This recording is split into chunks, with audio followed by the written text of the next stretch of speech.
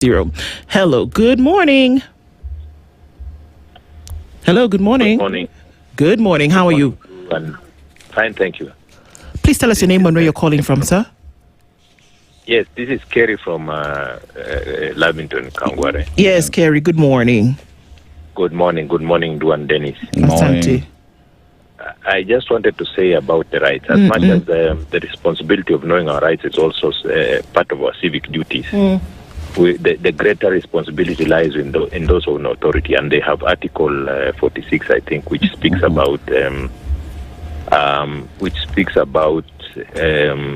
responsibility of state and public officers in upholding the rights of the individual and the right of the citizen. But I just wanted to say, if you indulge me just for 3 minutes, yes, that we are seeing a clawback on these rights, and it's eminent everywhere. But I want to remind those in authority that in South Africa recently, a police officer, a very senior police officer, sat down and said, no, it can't continue anymore. And he decided to let go. He's called Mkhwanazia. You know, their names are very difficult. I can't remember the first name, but I've been following the following story. It's called Mkhwanazia. Sometime in June, I think. Yeah. And he said that the police force, no, it was before June, I think in May.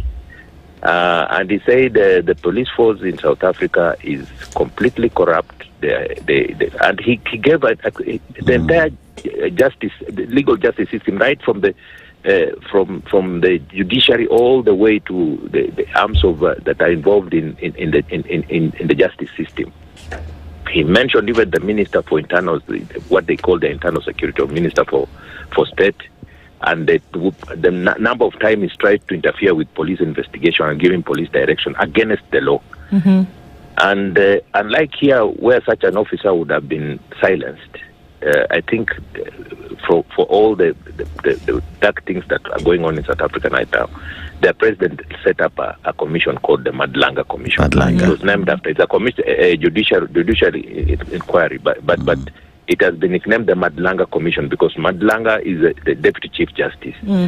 So he's the chairman of that commission. And I tell you, the revelations that have come out of that commission are mind-boggling, because the minister were the things that most police officers say the minister had done and had facilitated. It forced the minister to step down. And there is a whole chain of senior police officers who have been involved in drug trafficking, money laundering, and all type of human rights abuses. They even had a secret house where they tortured anyone who tried to, try and share information about the criminality of the police force.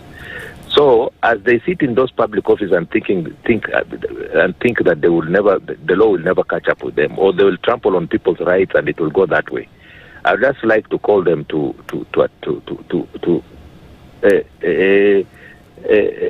know that it will one day catch up with them. We had a former Inspector General of Police, and those days we'd call them Police Commissioner, called myTuner.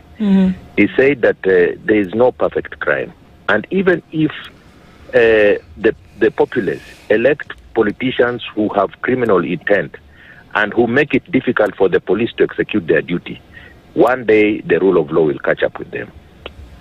And so let me just end it there and say the law will prevail. Nobody has ever won over the law. Even those who are now closing media houses in our neighboring countries, I want just to report to them that the rule of law will always win over the rule of man. I thank you very much. Kerry, thank you very much for your assertions this morning.